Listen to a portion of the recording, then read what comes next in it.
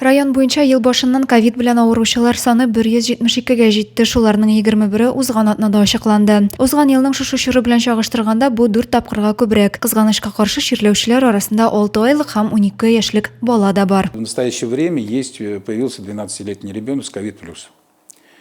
Здесь, конечно, нужно отметить положительный момент в том, что вся семья провакцинирована. Кроме ребенка, естественно, потому что детские вакцины мы не делаем от ковида.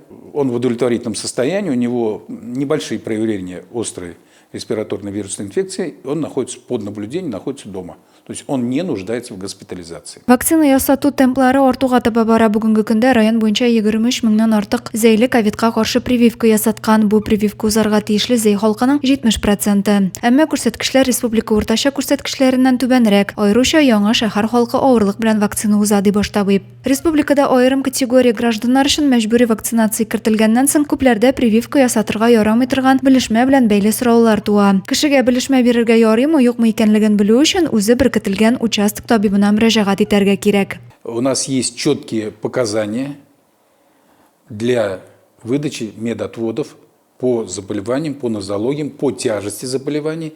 И там же отмечаются и сроки, через которые нужно делать вакцинацию.